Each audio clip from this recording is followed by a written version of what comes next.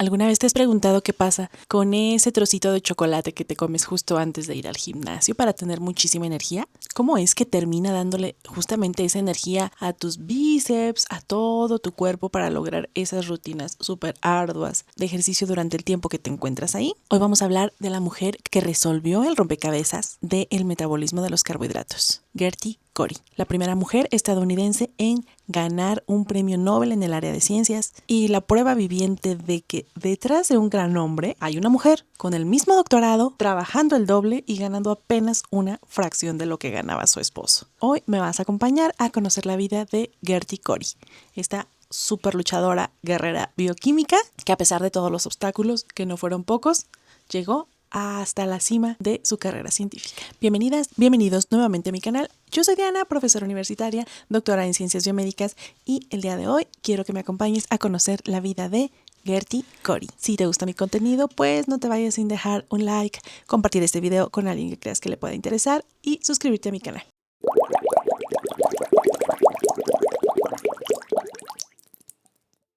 Gertie nace en Praga el 15 de agosto de 1896, en lo que en aquel entonces era el Imperio Austrohúngaro. Es hija de una familia de clase media alta, una familia judía, en donde el mayor proveedor, que era su padre, Otto Ratnitz, tenía una empresa que era una refinería de azúcar, lo cual es bastante paradójico, puesto que Gertie en su vida profesional se dedicó al estudio de los carbohidratos. Durante sus primeros años, Gertie fue educada por tutores e institutrices que iban hasta su casa a brindarle la mejor educación y en 1906 ingresa a un liceo para niñas, graduándose en 1912. Aquí viene el primer obstáculo, que no era pequeño. Las niñas no estudiaban ciencias, pero Gertie tenía un espíritu en el que ya estaba sembrada la semilla de las ciencias. Ella quería estudiar medicina, así que para entrar a la escuela, Gertie tuvo que aprender 8 años de latín y 5 de ciencia en un solo año, redoblando los esfuerzos de una manera asombrosa. Una vez que es aceptada en la Facultad de Medicina, muy a pesar de todos los obstáculos que se le estaban presentando, conoce a Carl Cori en la clase de anatomía. Se enamoran ahí entre todos los modelos anatómicos y aunque parezca algo increíble, porque yo no sé qué estabas haciendo tú en primer año de la facultad cuando conociste a tu primer amor, pero creo que no fue publicar un artículo científico y Gertie y Carl fue lo que hicieron juntos. Justo antes de graduarse publican su primer artículo científico, convirtiéndose en la definición perfecta del couple goal. A pesar de que por estos años comienza desafortunadamente la Primera Guerra Mundial y es aquí en donde los estudios de Carl se ven interrumpidos, ya que él es reclutado para el ejército, para ir al frente del ejército austriaco. Y durante este tiempo, Gertie se queda en la Facultad de Medicina investigando y trabajando en lo que habían dejado pendiente. Aquí se desempeña como asistente médico e investigadora en unas muy duras condiciones que les estaba proporcionando la guerra. Al finalizar el conflicto armado, la pareja se reúne, se gradúan juntos como doctores en medicina y muy poco tiempo después se casan en Viena, momento en el que, por cierto, Gertie se convierte al catolicismo. Recuerda que al inicio dijimos que ella era de una familia judía. Una vez casados, en 1922 viajan a Estados Unidos tratando de buscar un ambiente un poco más tranquilo y aquí es en donde viene el primer drama. A Carl le dan el puesto de bioquímico y a ella, con exactamente el mismo currículum, le dan el puesto de asistente de patología. El director del instituto le prohíbe trabajar con su esposo porque era como poco ético para los cánones estadounidenses. ¿Qué hicieron ellos?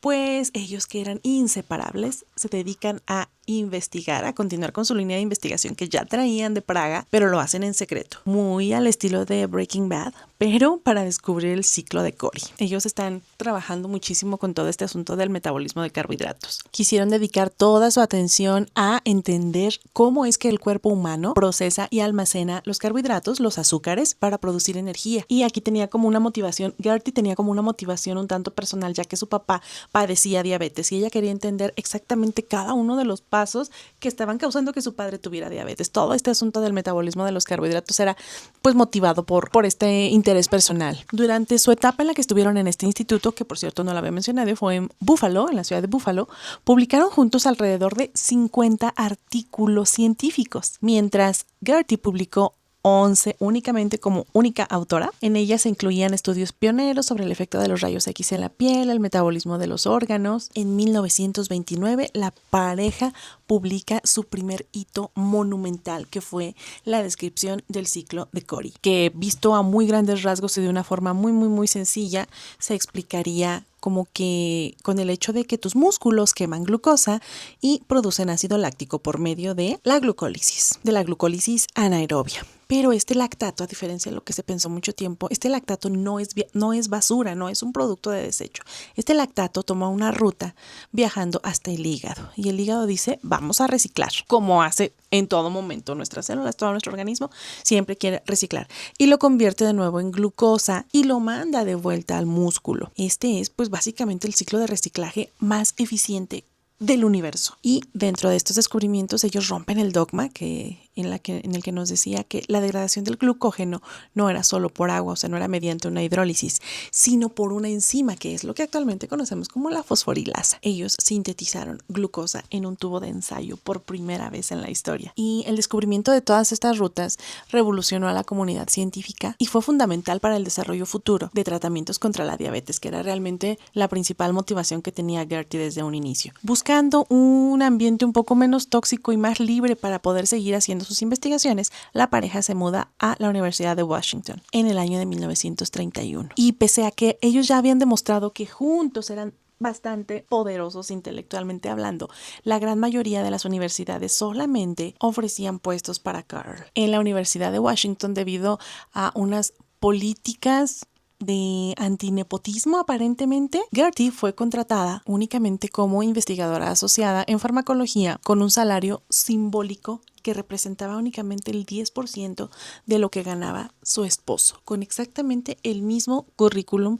Para él sí hubo un puesto directivo, para ella solamente como investigadora asociada. Pero esto no los detuvo. A mediados de los años 30, el laboratorio de la pareja Cori se centró ya muy específicamente en estudiar la enzimología, el estudio de las enzimas que van influyendo en los procesos metabólicos. Y se le ganó el sobrenombre muy bien ganado a este laboratorio de ellos dos, de el crisol de la ciencia, atraídos por el rigor, la metodología, la disciplina y los logros que estaban teniendo, y sobre todo, de verdad, la brillantez analítica que tenía Gertie. Numerosos jóvenes talentosos en busca de un asesor, de un director de tesis, se mudaban a este laboratorio para poder tener la oportunidad de ser dirigidos por ella. Fue tal el éxito que 6 científicos de los que habían sido formados directamente por Gertie ganarían posteriormente sus propios premios Nobel. Así de alto, así de top estaba este laboratorio. Entre ellos estaban los conocidísimos Severo Ochoa, Arthur Kornberg y Christian de Duve, sí, el de los peroxisomas. Gertie era conocida por ser una trabajadora incansable, muy especialmente pues por la presión de su género, básicamente, porque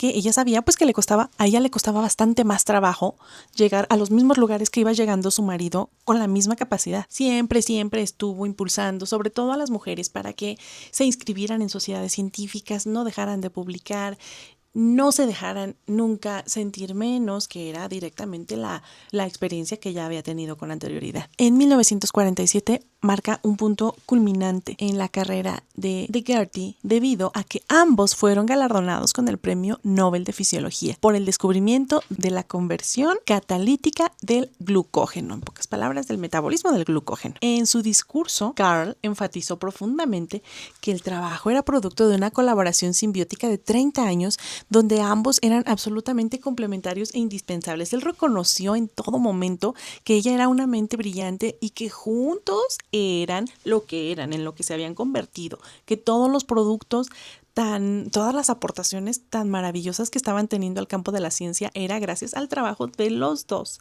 Él siempre lo reconoció. Desafortunadamente, ese mismo año, del haber llegado tan lejos en su carrera científica, Gertie fue diagnosticada con mielofibrosis, una enfermedad rara, dolorosa, crónica, degenerativa y terminal de la médula ósea, que provoca anemia severa y pues al final termina con la vida de Gertie. A pesar del devastador pronóstico, de las múltiples cirugías, de las transfusiones de sangre y de una debilidad extrema que le complicaba, le dificultaba caminar entre incluso en su misma casa, Gertie se negó rotundamente a abandonar su microscopio. Una enfermedad no la iba a detener. Durante los últimos 10 años de su vida, en lugar de descansar, ella quiso aprovechar el tiempo y dirigir su aguda mente analítica hacia el campo de la patología pediátrica, con una perspicacia deductiva sin igual. Gertie Cori se convirtió en la primera persona en la historia clínica en demostrar que una enfermedad genética hereditaria humana podía ser causada por la deficiencia o defecto en una sola enzima en específico.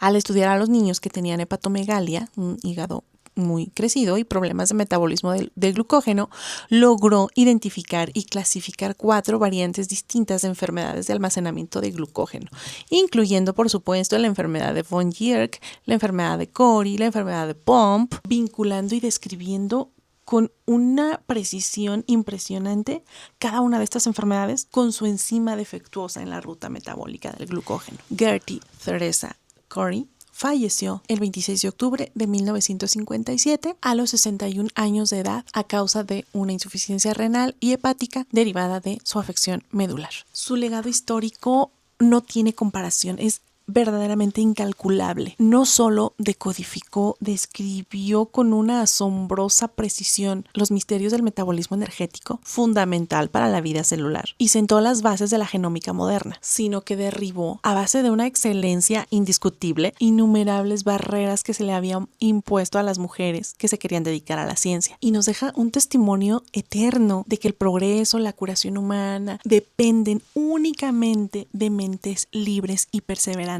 sin ningún tipo de distinción de género. Y es una herencia valiosísima de la que personalmente yo estoy bastante agradecida. Una historia que nos enseña que además de la inteligencia, que muchas veces al parecer pues no es suficiente, se necesita además muchísima fortaleza, muchísima convicción, un sitio muy claro a donde uno quiere llegar sin importar lo que digan los demás. Así que espero que tú que me estás escuchando, tú que te dedicas a la ciencia, aprendas muchísimo de la vida de Gertie Cori y que nunca permitas que alguien te diga tú no puedes. Quédate con eso muy bien aprendido. Y si es que te gustó este video, pues no te vayas sin dejar un like, compartir este video y suscribirte a mi canal. Y nos vemos en el próximo para una historia interesante más. Bye bye.